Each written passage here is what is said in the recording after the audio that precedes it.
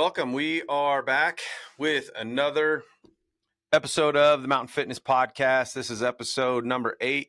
I am your host, Joel Rather. Again with my counterpart, partner in crime, Mike Barnes. Mike, how are you? Doing great, Coach. How are you? I'm good, man. Busy as always. I'm sure like yourself. Start of the year is always usually pretty frantic for a lot of us in the training business, right? Our New Year's resolutioners and those types of things, and people trying to get ready for the winter and spring sports and stuff like that for us, and a lot of things going on. So excited to jump into another one of these. If you haven't checked out any of our previous episodes, our last episode was on altitude and implications and considerations that go kind of hand in hand with that, some things to be aware of, some things to think about.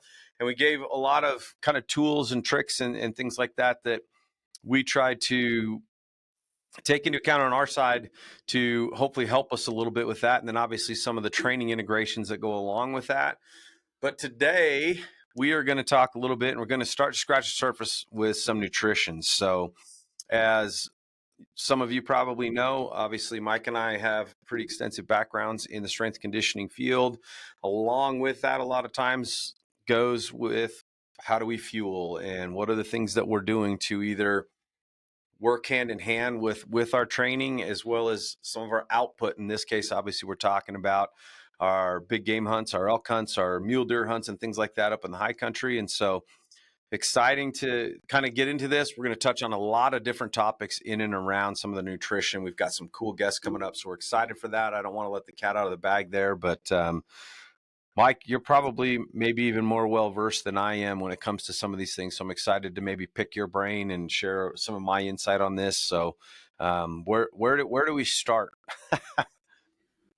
Well, what goes through my mind is like chapter 1 of most of the nutrition books that we're familiar with, and that's the essentials, essential nutrients. And I was thinking that we could touch on the essential nutrients today and talk to those, maybe food sources, what they're used in the body for, and then maybe go down a couple rabbit holes and, save another episode or maybe even more for specific hunting strategies, fueling strategies, considerations, carbs, proteins, fats, on, how to manage those when you're packing in. And then also maybe, carve out some time for hydration, maybe a standalone podcast there. I know you've got some contacts that you want to bring in, which is going to be very good and interesting, and also supplementation.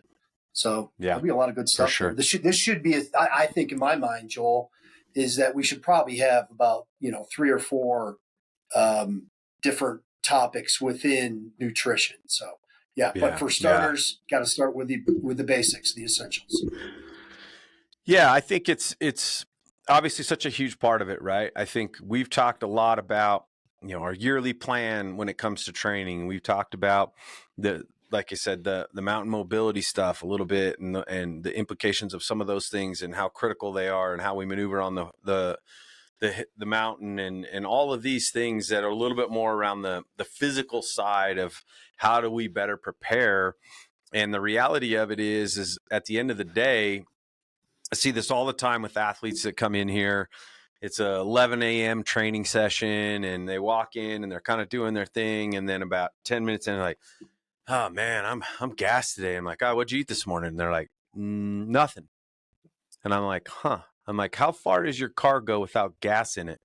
And they're like, "Well, it doesn't." And I'm like, "Well, neither do you." So we need to talk about what you're putting in. And that's, I think, a really good starting point with this, which is beginning at the level of, I know you kind of mentioned it, like the macro level, right? The proteins, our fats, our carbohydrates.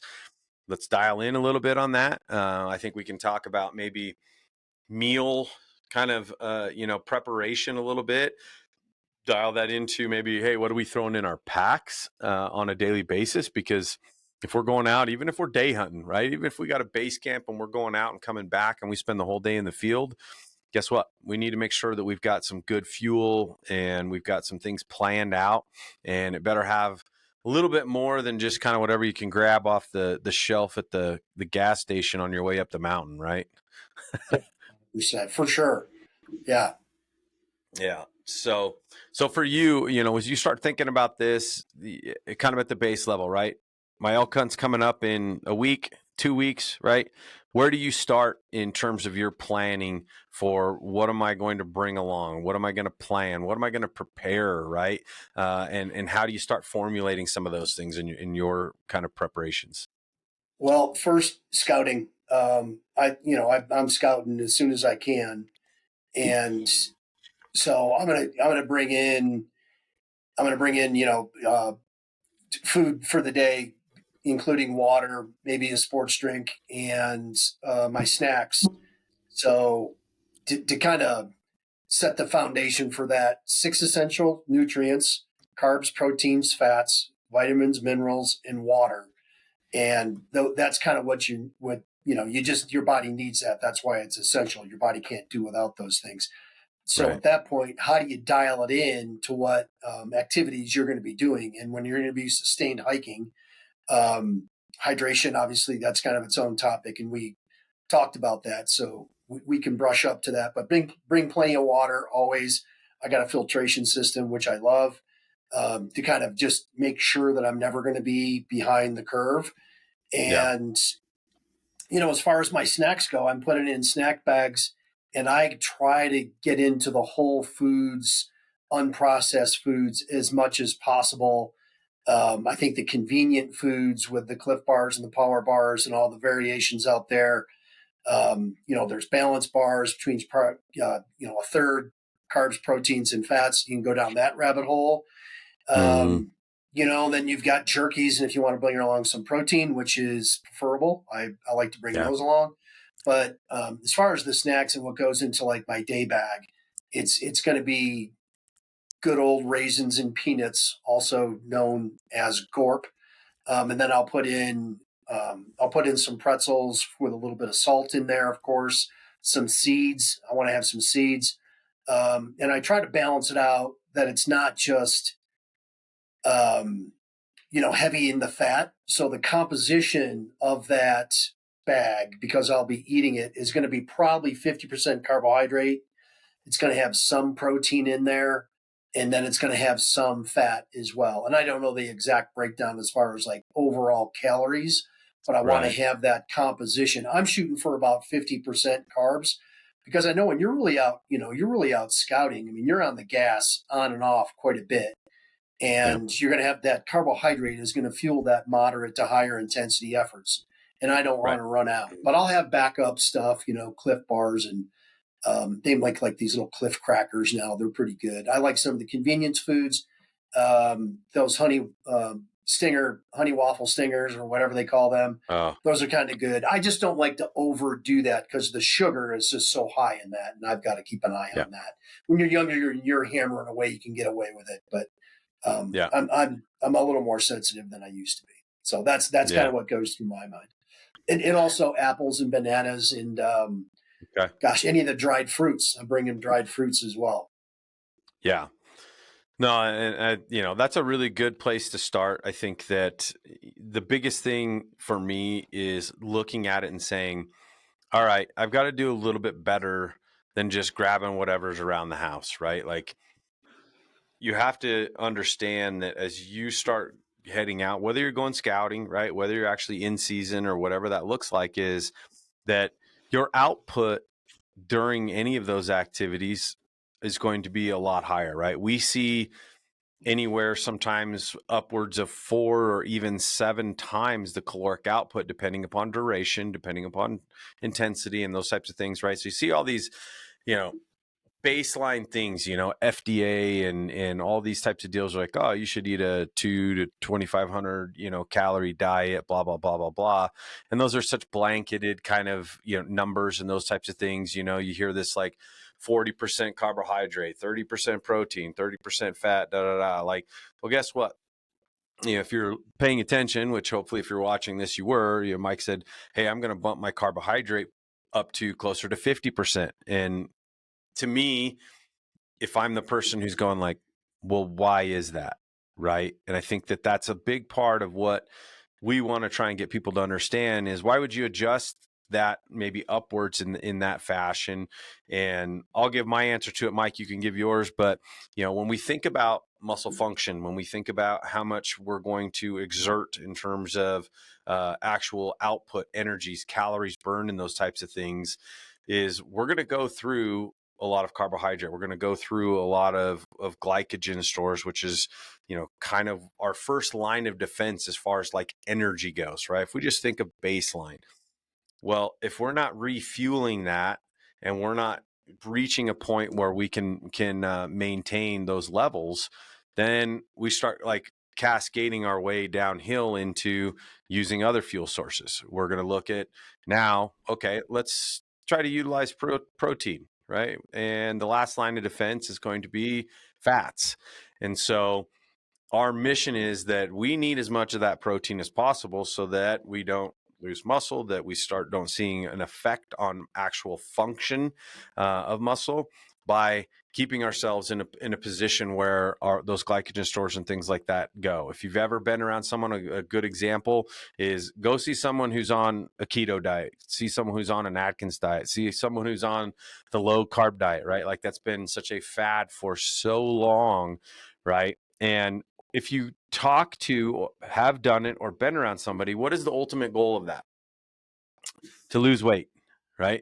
In most cases, in where the onset of those types of diets stem from, I'm getting a little bit of rabbit hole. I'm going to come back out in a second. Is they use those in cardiac rehabilitation. They wanted people to lose weight as quickly as possible because it was a medical emergency in a lot of cases to get people down to healthier weights. And the fastest way to do that, take carbohydrate away, right? But if we need that to fuel ourselves and we're not trying to lose weight when we're out in the woods, hopefully not, it's not necessarily our goal, then that's our fuel source, right? And we don't want to start breaking down our tissues and those types of things, or getting into longer term fuel sources to try and get the job done. What's your thoughts, Mike? How'd I do? Well, you know what? I think what comes to my mind, and you kind of alluded to it too, Joel, was so. And if you're going to have let's just grab a number there, a diet that's high in carbohydrate, and let's call that 50% of your calories are coming from carbohydrate because of the nature of hiking and hunting and scouting.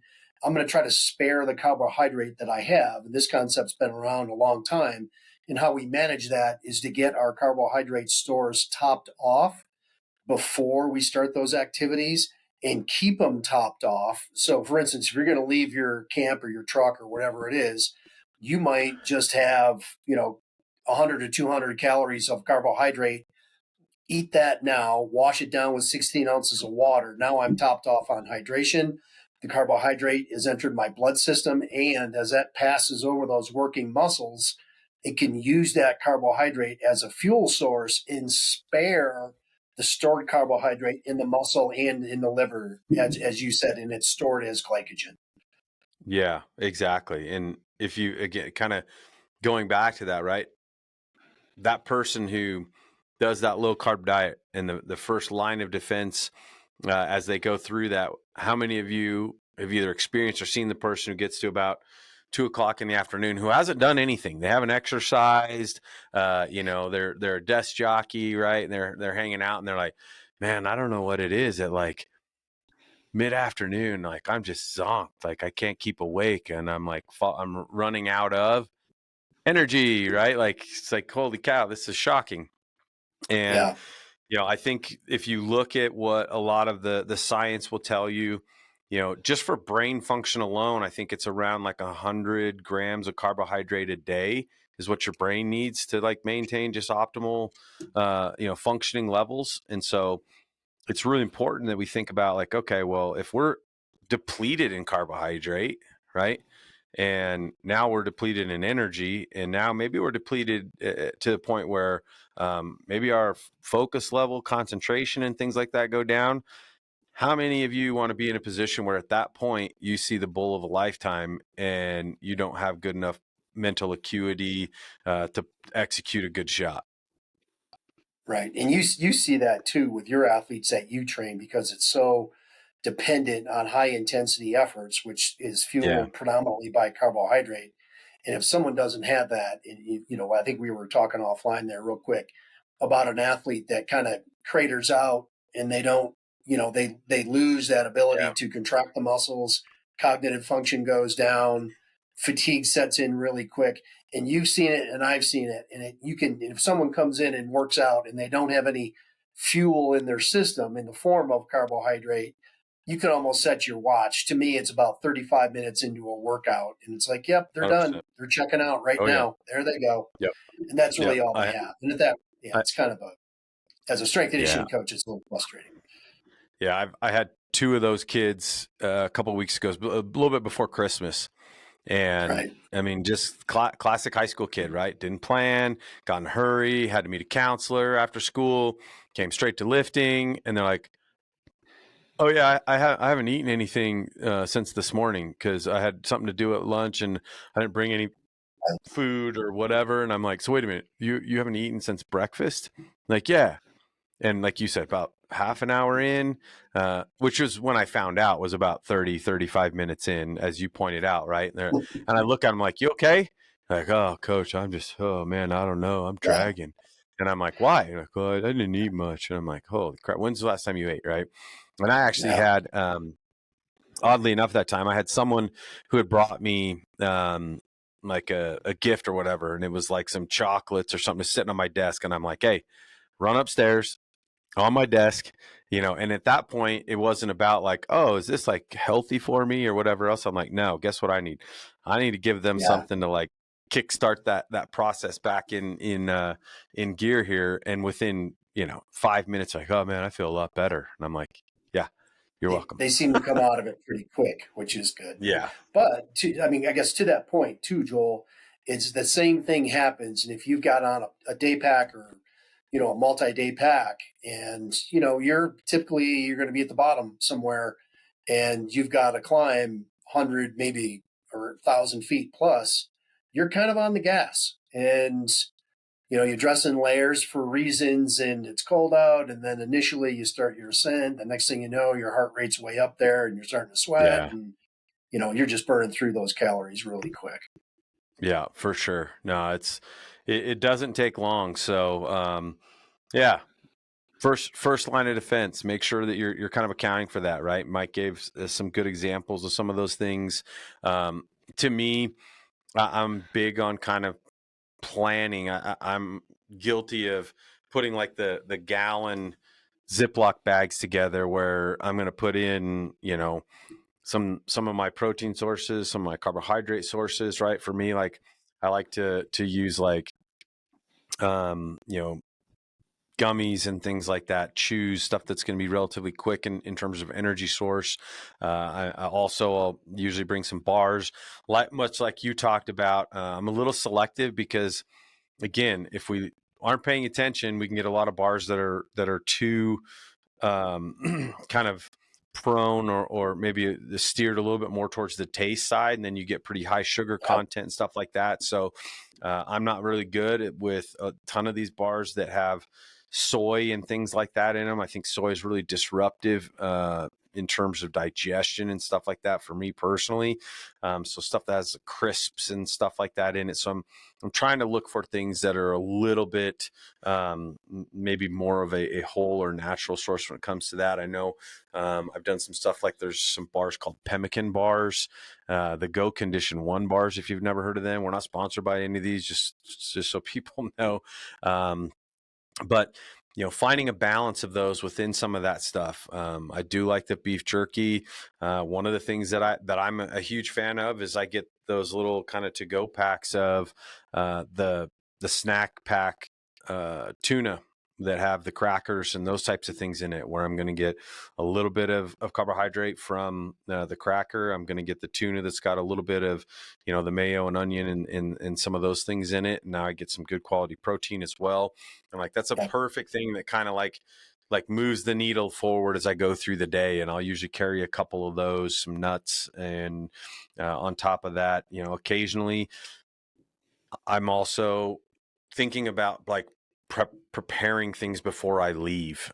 So I'll do some peanut butter and jelly, some peanut butter and honey. I've even done where I've thrown bacon on those. I know that's a little bit of a hunter hack.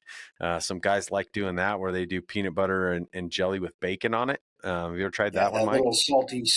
that little salty sweet. No, I haven't, but I've crushed a lot of bacon before, so I get you. I'm a big fan of bacon. There's never, and my wife will ask me that. She'll say, should we get bacon?" And I'm like, "Is that really a question? Like, Right, is that enough bacon?" She's like, "You think there's too much?" And I'm like, "There's no such thing." right, exactly. It's Nebraska Yeah, in you, brother. I know. What can I say? So, um, but all right. So, in terms of kind of moving on that, I know fat's an interesting one, right? Because we think about almonds and nuts and those types of things. We get some of those kind of like healthy fats. But we also just mentioned bacon, right? Like, what can we kind of think about in terms of how we plan for fats and types of fats and those types of things? Probably a little bit more on the lower end, but at the end of the day, fat can be really good fuel for us when we have such a high output. Yeah, Joel, I think what we need to do though is kind of establish a few things first. Is so you'll hear these terms and nutritionists will use them, and occasionally you'll hear it in other places on nutrition. So saturated fats, unsaturated fats, omega-3 fatty acids, omega-6 fatty acids, avocados, um, all these different areas and sources of fat. So it's kind of confusing for the consumer. So for a start, like a monounsaturated, a saturated, and a polyunsaturated fats, that all refers to the structure of the molecule. So if you have a Yeah. string of, for anyone who has some chemistry background, if you have a string of carbons that are set up in a series, around those is these different molecular structures. And if it's saturated, that means every one of those carbon bonds has a molecule attached to it. So it's saturated, and that's Yeah. harder to break down as opposed to monounsaturated. So you'll have some of those bonds that will empty, and your body can break that down much easier. And then you have trans fats, and if I remember correctly, there's a OH group that transitions from one side to the other, and they're not exactly healthy for you, but the omega-3 fatty acids as opposed to the saturated and the omega-6 fatty acids. So that's a lot of chemistry. Now, to your point, we wanted to talk a little bit about foods and where we get those. So the healthy fats of which we've heard. So olive oils, um, salmon, deep cold water fish Yeah. have the omega-3 fatty acids. Um, Gosh, what else? Avocados, those are in that group as well. So we kind of Yeah. categorize those as healthy, and that we can kind of get away with having some, and not to say that you need to go overboard on it, but it's a lot easier to Right. put some olive oil and some balsamic vinegar on a salad as opposed to, man, let me, uh, butter is a saturated fat. If you like butter on your bread, it's like, well, you can have that, but in moderation is probably a good idea. Yeah. So Yeah. hopefully that serves as a little bit of a talking point there as well. Yeah. Well, and I think that the biggest thing when it comes to some of that stuff too is like as you're out operating and you're putting out a lot of energy and a lot of calories, right? The other part of it that I think about, I touched on a little bit, kind of talking about soy for me, which some people, maybe isn't a big issue or whatever, but is just how easily digestible are the things that you're also bringing along, right? So if we bring along stuff that's That's super right. heavy, super dense in calories, it's going to be harder to break down kind of in the gut in itself. It's going to make it a lot more challenging because what happens typically, or what does happen is, if we eat a heavy load, and a perfect example is think about like your Thanksgiving dinners, and everybody talks about like, oh, it's the tryptophan and da da da da. And it's like, yes, but the reality of it is what happens in that case is most people during the holidays, especially Thanksgiving, everybody does what? They overeat and they eat so much food And what it does is like, man, like dad went and passed out as soon as we got done eating, right? It's like, well, you overload so much in the gut that your body starts pulling energy to start processing all of that. That's And right. yeah, guess what? Now all of a sudden the brain shuts down. We're like, man, I'm sure am tired, because it's like, holy crap, you just threw a whole bunch of stuff for us to do down here to take care of all this. And Right. yeah, we get sleepy, we get tired. So, I think the other part of thinking about this in terms of like the foods that you bring is to bring things like we mentioned, right? Like, guess what?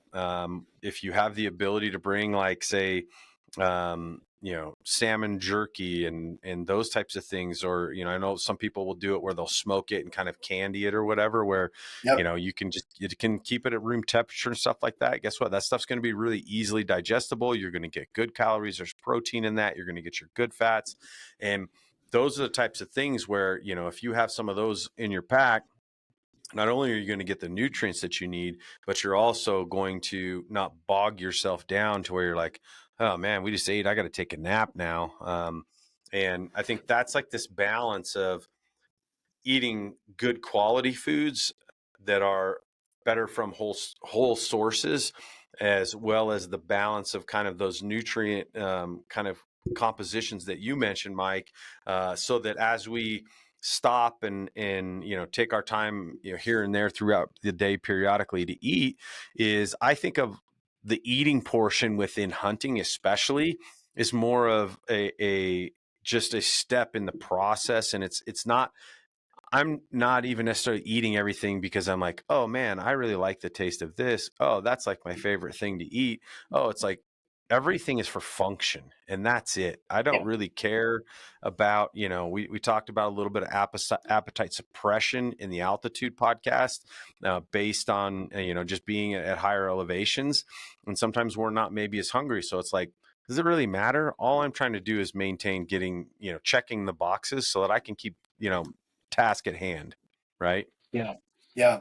Yeah. I think there's this notion though too that, and I know for a fact because I've listened to a lot of the other you know experts out there that are kind of talking about nutrition and what they want to put into their pack, and some of these guys, what they're saying, they're missing the point.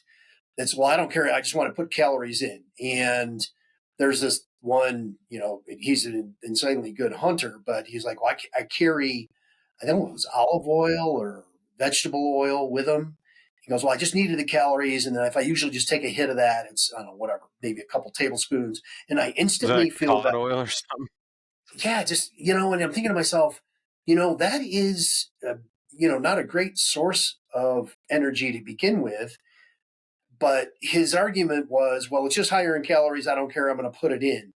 And for us as exercise physiologists and performance coaches, we're looking for optimal performance. I don't want to put calories in because they're garbage calories. I want a composition of calories that is going to be appropriate for the activity at hand. And that's before, during, or after activity. And I'd add this though too, Joel. So, and if you have a base camp and you want to bring your fun food to eat, and I've eaten yellowtail tuna fresh from the ocean.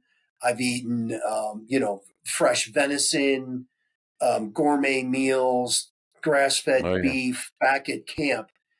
And there's nothing better after going all day and coming back to Oh yeah. camp and putting on a great meal by the fire, and Yeah. not just dumping calories in to dump them in. And I think that negates this concept of optimal training and nutrition, as opposed to, I don't care, I'm going to go ahead and eat Snickers bars all day.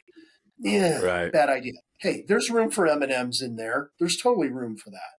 But I'm looking for optimal performance, truly. Yeah. And I think that there's, yeah, you're gonna get a lot of, I think, people that kind of go, whatever, that do live in that world of, I know I'm gonna put out a ton of effort here, and I don't really care. I'm just gonna just take whatever stuff that's quick and simple and easy. Fine, and granted, all of these things they are choices, right? But at the same time, like, I look at it, and I've push this stuff kind of into the court of a lot of the guys that I hunt with. And I say, hey, I'm going to bring these, I'm going to bring this, I'm going to bring this. And we do a lot of kind of like communal sharing, if you will. And it's amazing how over time guys will pick up on things that I bring and they're like, oh, like that's a good idea. And then I ask guys all the time, how do you feel? And inevitably, and we're going to get into this stuff in some of the other nutrition pieces, especially we talk about some of the things we do for hydration and recovery and sleep that are catered towards the actual nutrition side. Is like, man, I feel actually a lot better. And I'm like, Yeah. well, yeah, because we gave, encouraged you to eat better sources of where these things come from, instead of just saying like, well, it doesn't matter, I'm just going to eat whatever because I'm going to burn a ton of calories, so it's not that big a deal, right? Well, you And know, in to pick on peanut M&Ms, hey, those are really good. But if that's kind of your go-to snack all day long, highly refined sugars, your fat composition is way too high. You're going to eat it and get sick of eating it. And then you're going to start looking for whole foods. And I guarantee you've been there, because and if you're going to have a whole food source as your snack and your food throughout the day, and you're with someone that brings candy bars and refined sugars, it's like they start looking at you're like, okay, if you want some of these, sunflower seeds, almonds, the one that I've been going to, they're going to start. That stuff is like way better. I feel way better. It's much more palatable. And the other one too is I've been going with those. I think they're called Stacy's almond butter. Then they got one with mm-hmm, almond butter and honey. Those things are banging. It yeah, is like the perfect hit. Two of those a day. They're probably 300 to 400 calories a piece. That's a nice little baseline of healthy fats as well. So that's another one yeah, of my go-tos that I like as well. I don't know if you've tried it, but if you get a chance, they're cheap, they're easy, they're packable. yeah, You really can't go wrong with them, to tell you the truth. yeah. Well, and I think that the other thing too is, so we talked about kind of the carbohydrates, and then you mentioned the refined sugars and the stuff that comes from maybe those we call lesser ideal sources, your candy bars and stuff like that. Is you also have to understand, like, yes, those are carbohydrates, but what will happen is Mike talked about your utilization, right? And so you're going to see a spike when you eat that candy bar, that Snickers or those peanut M&Ms or whatever else. But because of how quick and usable that type of fuel is this going to go like this and right back down. It's going to Yeah. go like this and right back down. And so what you see is just this like peaks and valleys where you don't have any sustainable energy over time. And I'll give you an example of something that we use. It's a product called UCAN, and UCAN is you and the word can, CAN. And again, not sponsored by them, just a huge fan. And the reason for that is they make a bar now. They used to mainly make everything in a powder form, which is a little bit more on, we'll get into some supplementation and those types of things in a future nutrition talk. But it's a super starch, and a starch meaning that it's just a carbohydrate. And what that will do is there's a special cooking method that they utilize that was actually designed for infants who had a genetic anomaly to maintain glucose levels. So they would have to feed these kids every 4 hours, 24 hours a day, or there was possibility of it being life-threatening if they didn't. And this UCAN super starch was made so that they could take these kids and feed them with this super starch, and it would level their insulin and glycogen levels in a 4 to 5 hour window just with that. And so Mm-hmm. they used it. So you have your normal eating kind of periods, right? Your 3 times a day or whatever that looks like in just a standard fashion, and then supplemented that in between there. And now what it did was it actually leveled them out. So fast forward after the sports world finds out about this and gets a hold of it, and now they have science and research on that product and that product line of marathoners PRing with like UCAN and 400 calories in them, because it Nice. stabilized blood sugar, it stabilized their Right. insulin levels, and it keeps them right here for a sustained period of time, as opposed to your peanut M&M guy who's doing this, right? So guess what's Right. in my pack, and guess what we're bringing along? Yeah. Yeah. I'm gonna take the steady Eddie all day, where I know I can continue maintaining output, Right. instead of feeling like I gotta, stop every hour to continue eating my peanut M&Ms, or otherwise I'm gonna crash. Yeah. Yeah. And, I mean, in defense of the peanut M&M, when you're out there rolling along and you get a little, you start to bonk a little bit, that peanut M&M is pretty good hit. But, Oh, you can I'm not overdo I'm it, not bashing obviously. the M&M. I'm in on the M&M. I like it. Don't get me wrong, but I'm Right. just saying that better be just the little Yeah. sprinkler, and not Yeah. the That's the source, right? frosting. Yeah. Yeah, Absolutely. yes. So, it's and I think the thing too is there's some really cool stuff. I know I mentioned this to you prior to jumping on tonight. Guy that started a company that now he's got a whole bunch of different companies. I don't know how he's sourcing them. Backpack Logistics, not a partner of ours. Love to, if you're listening or watching. I think that he's doing some really cool stuff where you can do kind of like I said, your 1 gallon bags and things like that, where you're essentially trying to um, plan out all of that. And so I can grab, hey, I want this snack, and I want this for lunch, and I want, this jerky, and I want these bars, and they've got a few other things in there. And then it's calculating out, like, how many calories did you just put in that cart? How many calories you just put in that bag? And here's kind of the makeup of all of those things based on what you chose. And it's a really nice guide, because basically what you can do is say, well, perfect. That's what I want. And maybe if you're like me, I'm like, perfect. If I hit that kind of good profile of things that I like, and things that kind of hit my target as far as calories go, Right. I can just hit, Yeah. like, boom. I want 7 of those, because I'm just going to eat the same thing every day, because again, I'm about function. I'm not about anything else. I don't care. And they package it all up, and guess what? Comes to you exactly like that. You're going to have everything in that pack, everything in that bag, and it's just a great tool. A lot of folks, guess what? They want to go do it themselves. They're basically just providing the service to you, and taking the labor out of going and finding all those things at the store and putting them together. And it's a great idea. I mean, I love That it. I is a think really it's good idea. I've looked into yeah, that too, Joel, and I kind of, I started to look at, okay, where are they really putting in there? Is this something that would work for me? And I'm thinking that's 100% going to work. I just would rather go out and do the legwork myself. And I'm a little, sure. I got to be a little more selective as I've gotten a little bit older. I can't just, I used to, just throw it in and it would burn it type thing. But now I'm a little bit more sensitive on what I put in and when and how much. Sure. So talk about this may be a little bit of an offshoot, but a lot of us, we get in the backcountry, especially if we're going on, some of our bivvy hunts or remote hunts and things like that. It's really tough when we don't, we're bringing a jet boil or something like that to cook and actually have good quality sources. So we're resorting to our mountain houses, our peak refuels, our there's one, what's that called, Yeah. Jenny's. Oh Now yeah. Yeah. I've heard of that one too. there's a lot more options when it comes to that stuff. I know we used to do the mountain house trick, and we kind of have a running joke when it comes to that, because it's like all that stuff, it just, it fits one purpose, which is to fill your stomach, especially when you're Yeah. super hungry.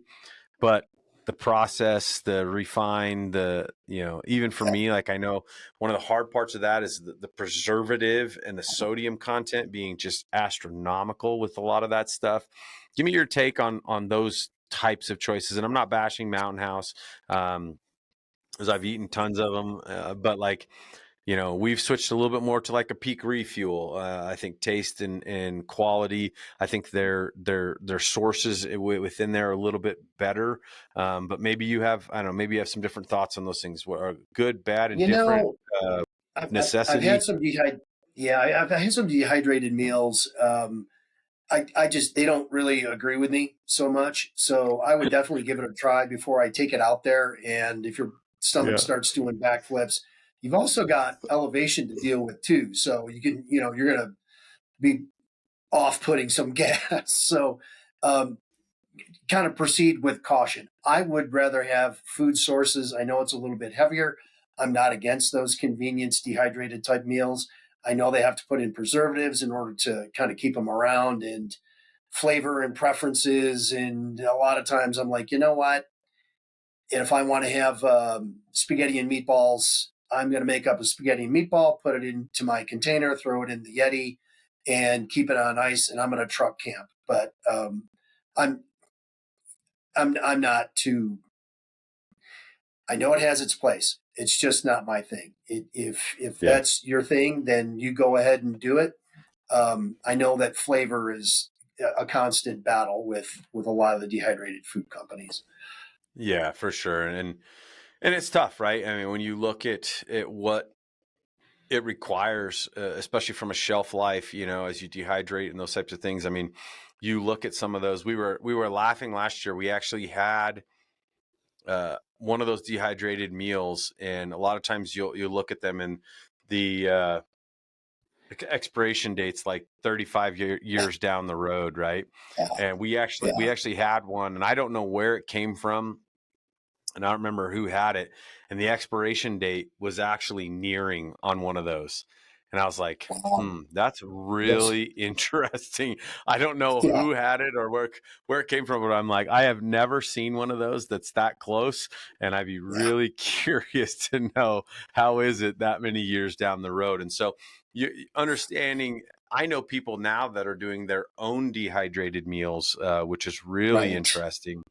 And I Yeah, think that if you're that motivated, which I am not, just so we're clear, that's awesome. I love people that are willing to put in that kind of time and effort and those types of things, especially if they're saying, hey, guess what? Like, I don't want all that extra, preservative and that, sodium is a good way to preserve a lot of the nutrient and stuff like that in there.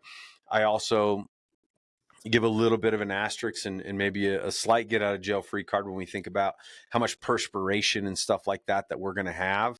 And so a little bit higher sodium intake when we're in the mountain and we're going to be putting out that much output, I'm not yeah, opposed to. In fact, I have athletes that are here at lower altitudes that have issues with cramping and those types of things, and the first thing that I'll tell them is, hey, when you do your pregame meal, I want you to salt your food a little bit more, right? Like a simple yeah. small thing to as a line of defense. And so I think we have become really scared of sodium, right? Because sodium is automatically like, oh, sodium is, high blood pressure and all these things. And it's like, all of that stuff is conditional depending upon what you do and how much output you have, right? So Absolutely. I don't think that you have to be super scared when it comes to that stuff. And, for a 6 or 7 day hunt or something like that, if you're, hammering away at peak refuels and things like that, like you're probably not going to come down with hypertension when you get back. You'll probably be all right. No, you'll be quite the opposite. You'll be quite the opposite. Right. So, all right. Well, I think we kind of touched a little bit on all three of the overarching pieces: the carbohydrate piece, finding some good protein sources. How do we think about maybe some of the fats and the better choices with some of the fats? Where do we go next? What kind of before we Well, wrap this thing up? We've got probably another 10 minutes or so here. Um, other stuff that I, you I think is critical? I think, well, you kind of alluded to it with sodium, but you've got your macronutrients, carbs, proteins, fats, and then you've got your micronutrients, vitamins and minerals. So you want to Yeah. make sure your vitamins and minerals are coming in as well, and especially as you're burning through some more of those electrolytes in particular, and you're pounding a lot of water and things along those lines. So we got to make sure you're topped off. So where do we find those things? You find them in whole foods and fruits and vegetables, lean sources of protein, nuts, um, beans, all those healthy foods that we intuitively know are Yeah. loaded with vitamins and minerals. So a lot of different sources, to a variety of different sources as well. So if you have a truck camp, just that's not an excuse because I'm hunting, I'm burning these calories, and I don't need to have any fruits and vegetables in my diet. I'm just going to eat, Cliff Bars and convenient foods. It doesn't quite work that way. So you want to make Mm, sure that you kind of keep yourself topped off with fruits and vegetables, and like we just said, all those wholesome foods again. So And that's what's typically going to come out of your base camp. yeah. So what are some of your go-tos when it comes to that? We're talking quick, easy, stuff that maybe is Apples. a little less perishable. You know what I do? I got to have apples with me all the time. I like to bring bananas, and I'll put them in my console of the truck so they don't get beat up. A lot of times it's going to be cool out, when we're hunting in elevation as well. Any of my fruits, and then if I have some strawberries, grapes, I love blackberries, raspberries. I'll put them in like little Tupperware containers to keep them from getting beat up, and I'll put them in my Yeti, or I'll keep them at the front of my truck because if I'm moving around in and out. But when you get back to the truck, a lot of times it's you're going to pound some water, and then I try to get some fruits in particular. I want to get those going as quickly as I can. And I'll tell you again, Joel, you'll be surprised on how much better you feel eating Mm, whole, unprocessed foods as opposed to the yeah, processed foods and the convenient foods. So that's kind of yeah. my go-to. I would say as well, if you like to cook and you've got a good, camp of guys, it's one of the most enjoyable things is the end of the day coming back to camp, starting up the grills and pulling out some decent food. And it always tastes so much better when you're outside as well. Um, Well, I was going to tell you this one time I came back, it was a pretty long day and I had, kind of ran through all my food and I was gassed coming back to camp and I was just so hungry. My mom made these, grass-fed beef meatballs and with marinara sauce. I didn't even heat it up. I was like straight out of the Tupperware. Just get it in. Oh my word. Believe yeah. me, it was like the best spaghetti and meatballs that I've ever had. But it's funny how that can It's funny. really amplify your appetite. Yeah, it's funny how after a long day on the mountain, if you come back and you have those types of things available, how much Right. better they taste, right? And so Oh, for me, yeah. I've gone through kind of all levels of that. I'm a big fan of some of those things. We've done some deals where, we're in a wall tent and those types of deals. We used to operate one of our camps where we had taken the kitchen out of a pop-up camper and broke it all Nice. the way down. We had broke it all the way down, so we actually still had the stove and the oven, and built a countertop that we could just basically place in the tent, and then we just modified the line into a propane bottle. And so Nice. Yeah. when we would come for those hunts, we would bring stuff pre-prepared, enchilada, a lasagna, you name Yeah. it, and those types of things where, if there was 4 of us in camp and we're going to be out there for a week, well, everybody was responsible for bringing 2 dinners, right? And you would Perfect. throw those, like you said, in your coolers and that type of stuff. And then at the end of the night, when we would get back, you could literally, we'd leave the pilot light in the oven on, so that when you came home, all you'd have to do is literally turn it on, like if you were just at home, and you could throw a Yeah. casserole in the oven and you're sitting at camp and everybody's, Oh, starts playing cards and kicking their boots off. And we start kind of, yeah. relaxing and enjoying. And those are nice. But, some of the things, even, one of the hacks you talk about, like early mornings, right? I think that's a really good one for me too, where a lot of people that I've been with and hunted with and stuff like that, you're getting up at 3:30, you're getting up at 4 a.m. and that type of stuff. And everybody gets up and they're trying to, figure their shit out, and they're trying to figure out where all their stuff is. And everybody's all hyped to we got to get going and what have you. And one of the things that we started doing, which is, yeah, I don't think this is, monumental by any means, because I think a lot of people do this, is we started pre-making breakfast burritos. Oh, nice. Yeah. Smart. And so what we would do is, you're going eggs, you might have, a little bit of like onions, peppers, that type of stuff. You're going to throw bacon or sausage, or if you're lucky enough, you got some leftover like ground beef or venison or something like that. Yep. Little bit of cheese in there, and then we wrap them in tin foil before we leave. And what we'll do is start that grill up in the morning, and throw them on there while we're all getting our gear on and letting them heat up. And then when we leave, Perfect. the secondary part of this is the hack. Here you go, is don't eat it in camp. So maybe have your coffee, maybe have a little snack, and you take that nice hot warm burrito and throw it into your front pocket, and let that Yep. thing just kind of heat you up as you walk out to your glassing point or something like that in the morning, and then eat it once you get out there once the sun comes up, and now it's like a heater on your way to wherever your first location is. That's a great idea. That is a great idea. So what I'll do is, number one, I got to get my pack ready the night before. It's the biggest pain in the neck. Yeah. You don't want to do it. Yep. But first thing, coffee goes on, French press, and then I take the water and I do just that instant oatmeal, 2 instant oatmeals, dump the Yeah. water in. It's ready within whatever, a minute, 30 seconds. Get that Mm-hmm. going. It's warm, and then get the coffee going. And then I start rolling as quickly as I can to get out of camp because it's agonizing trying to get that backpack on and get rolling too.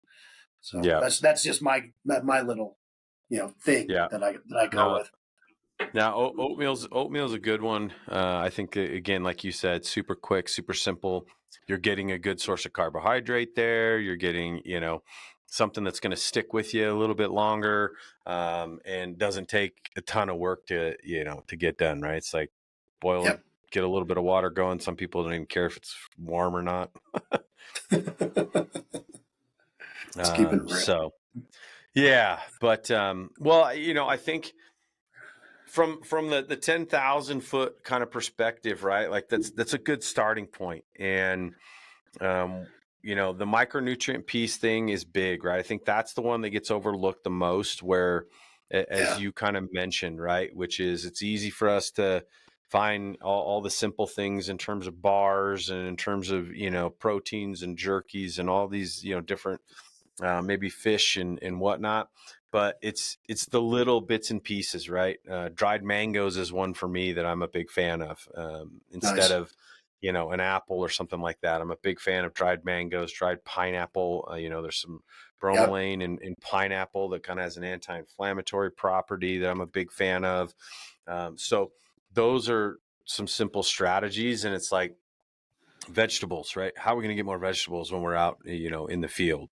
And so I try to find things that are always going to be quick, easy, sustainable, that don't Yep. require a ton of work, right? And depending upon how you hunt, depending upon, if it's all got to go on your back or whether or not you can come back to it, really, I think a lot of times dictates the choices that you make. And so, hopefully some of that stuff makes sense.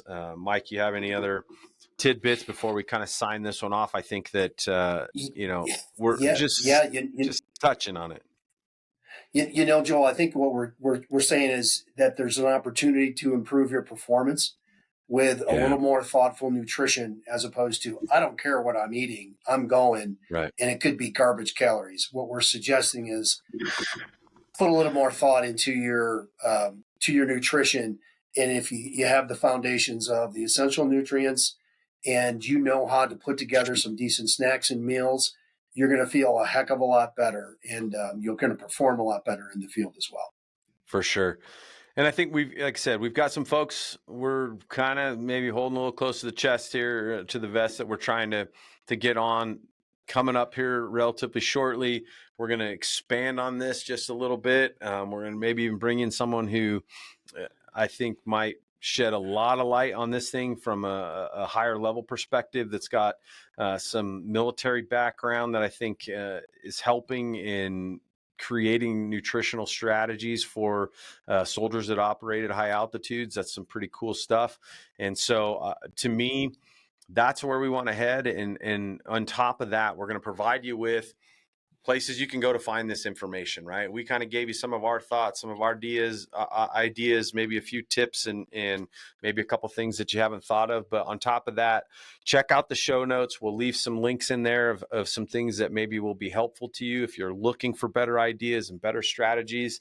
And stay tuned, because we're going to have more of this, where we're going to expand and bring some folks on here that, to me, are experts that have a lot of insight on how we can better prepare, plan, fuel, and ultimately operate at a higher level on the hill. And to me, like that's what it's all about. And so, as always, Mike, I appreciate it. It's fun. I'm enjoying kind of tackling some of these topics. Yeah, me too, Joel. Thanks for having me again. As always, and until next time. So thank you guys for watching. If you haven't subscribed to our page, we would love it if you hit that subscribe button. Leave us your comments. If you have any of those, we welcome them. If you have questions, if we don't know how to answer them, we're going to try and do our best to provide you with resources. And we hope to see you next time. And please check out all the rest of our episodes, as we're going to continue bringing them to you. And we're going to continue trying to break new ground on stuff that we don't think is quite been tackled at the level that we hope that we're going to, make a splash with here as we continue moving forward. So all the best. We'll see you guys next time. Thanks, Joel. Thanks, Mike.